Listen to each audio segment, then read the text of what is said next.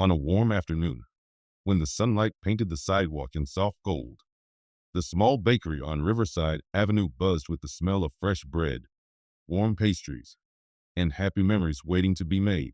But at the entrance stood a quiet storm, a woman on the edge of breaking. Marissa, thin and exhausted, stepped inside with her clothes dusted from sleeping outdoors and fear carved deep into her features. Her little daughter, Flora, held her hand tightly. Though tired, the child's eyes still held a dim spark of hope, one that had survived more than it should have. Marissa hadn't eaten since yesterday. Flora's last meal had been half an apple, split between mother and daughter to ease their aching stomachs. She wasn't here to buy anything. She didn't have the luxury. She had come to beg for what most people tossed away without a thought. Before we continue, if you believe kindness still matters, please take a moment to like, comment, share, and subscribe to HOA Chronicles. Your support helps these stories reach more people who need them. Inside the bakery, everything felt painfully beautiful. Neat rows of bread, cakes decorated like artwork, pastries shining under glass lights. To Marissa, it looked like another world, one she didn't belong to. Flora hid behind her sleeve, her little fingers shaking. Taking a shaky breath, Marissa approached the counter. The workers looked up, their polite expressions dimming as they took in her appearance. Her voice was barely more than a whisper as she asked, "Do you have any expired cake? Anything you have to throw away at the end of the day?" "My daughter. She hasn't had a treat in months." The room went quiet. Employees exchanged uncertain looks. Their boss had strict rules. Nothing was to be given away before closing. Shame burned in Marissa's cheeks. She thought about walking out, pretending she never asked. But hunger is stubborn. It chains you to the smallest hope. Flora's eyes drifted to a strawberry cake behind the glass, but she didn't dare ask. Children like her learned early which dreams were allowed. What Marissa didn't know was that someone else had heard every word.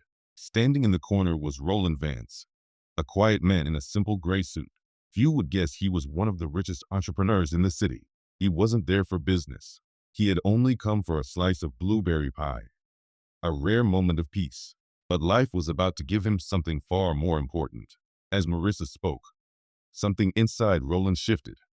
People assumed being wealthy meant being heartless, but in truth, grief had already emptied his heart years ago. He had lost his wife and daughter in a tragic accident, and since then, no amount of money could fill the silence they left behind. Yet here, in the soft glow of a small bakery, a mother's trembling voice cracked open a door inside him he thought was sealed forever. Marissa stood frozen, waiting for rejection. The staff hesitated, not cruel, just unsure. Flora tugged her sleeve, silently pleading for something, anything. Roland noticed everything, the fear, the hunger, and the quiet strength of a mother who refused to give up. And in that moment, he didn't see poverty. He saw pain he recognized. With gentle steps, he walked to the counter, not introducing himself, not flashing wealth, not demanding attention. He simply asked the staff to wrap the freshest cake in the store, a tall vanilla one layered with berries and cream. Then he ordered warm meals, sandwiches, pastries, enough food to bring color back to two hungry faces. Marissa stared at him, confused, unsure whether she was in trouble or being helped. When the cashier handed her the bag, she nearly dropped it. Tears rushed to her eyes, tears she had held back for months. Flora's face brightened with a kind of relief Roland had missed seeing since his own daughter's smile disappeared from his world.